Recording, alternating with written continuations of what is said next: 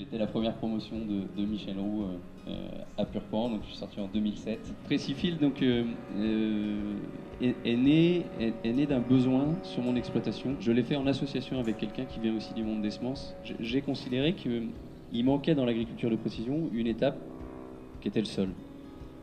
Prendre en compte ce sol pour réfléchir à la manière de travailler un petit peu mieux, c'est-à-dire comment aller apporter la bonne dose au bon endroit. Aujourd'hui, on a créé un service autour d'une machine qui permet de mesurer ces différentes caractéristiques de sol pour ensuite essayer de travailler différemment sur nos exploitations grâce à tout ce qui existe. Ces petites machines, elles sont différentes, il y en a plusieurs. Leur objectif, c'est d'aller capter des données au champ. Voilà ce qu'on fait aujourd'hui. Notre métier, c'est de faire des cartes de diagnostic et ensuite des cartes d'application. Les tracteurs des agriculteurs des régions nord, mais pas que, peuvent être connectés à des GPS, peuvent être connectés à l'outil qui est derrière, et l'outil peut changer la dose en fonction de là où on est dans la parcelle.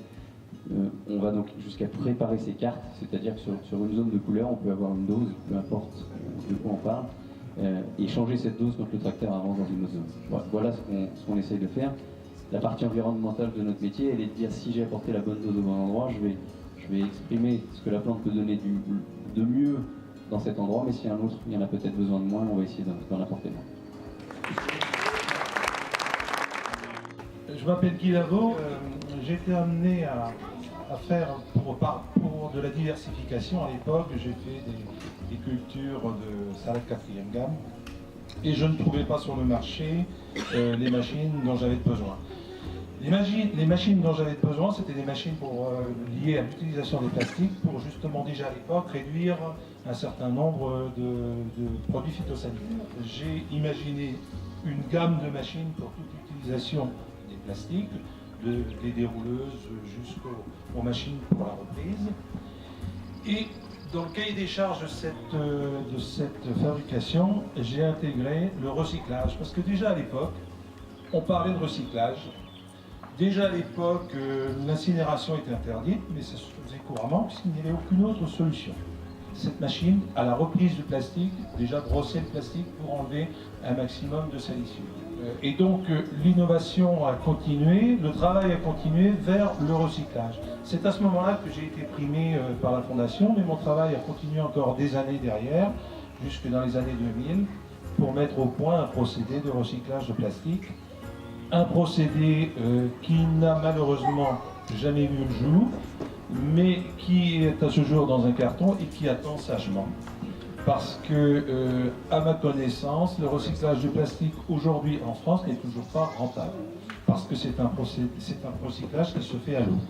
L'originalité de mon travail, c'était de faire un recyclage à sec, sans eau.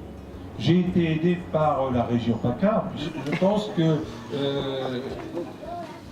aujourd'hui il y aurait des axes de recherche à faire et à continuer. Ce projet est à continuer, puisque je suis convaincu que ce plastique qu'on utilise, il faut le recycler, mais il faut le recycler d'une manière rentable. Le débat est ouvert. On en parlera.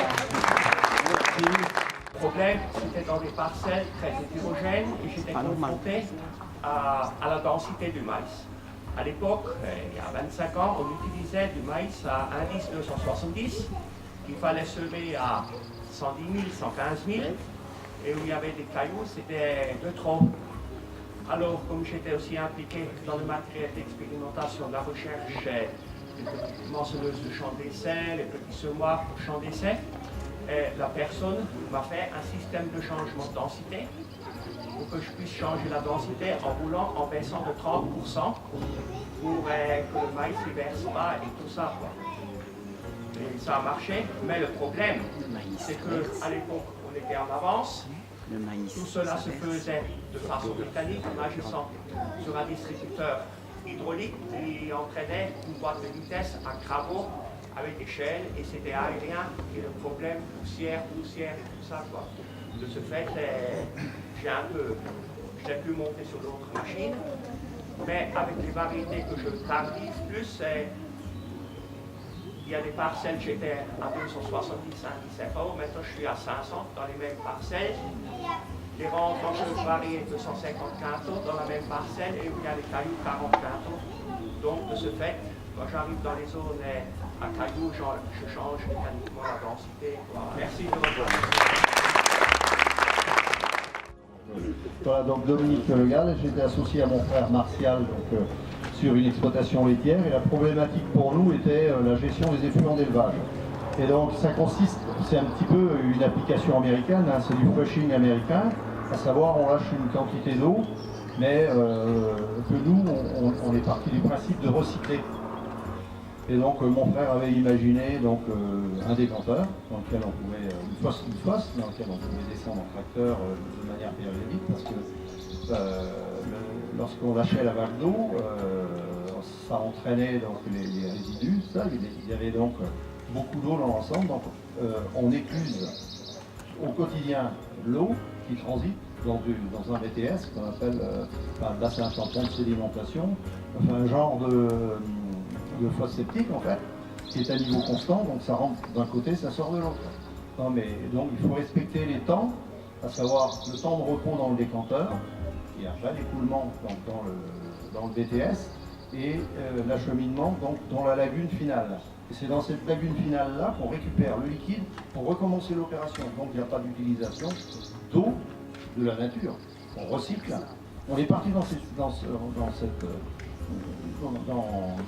principe-là parce que personne autre que les agriculteurs ne peuvent régler les problèmes des agriculteurs. Pour ça, ce n'est pas les gens dans les bureaux qui vont le faire, mais c'est vrai qu'eux peuvent nous aider.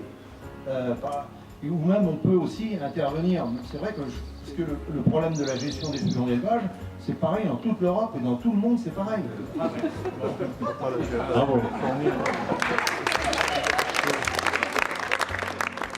Je donne la parole à Michel et avec la MSA, qui nous parle de l'innovation qu'on va voir.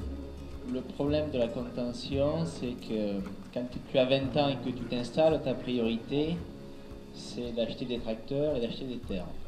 Tu penses à ta santé quand la santé commence à te dire que l'ostéopathe est devenu un copain. Donc on a réfléchi, en sachant qu'on a un troupeau de taille conséquente, on a réfléchi à comment on pouvait faire des gros chantiers sans que ce soit la bérésina au niveau de la musculature. Donc immobiliser un mouton pour travailler sereinement et en toute sécurité. Donc je vais passer la parole à nos deux cheftaines de la MSA qui ont participé au projet et à la mise aux normes de la machine, parce qu'il y a eu une mise aux normes de la machine. Et puis après on fera un petit peu tourner des moutons sur le tapis roulant.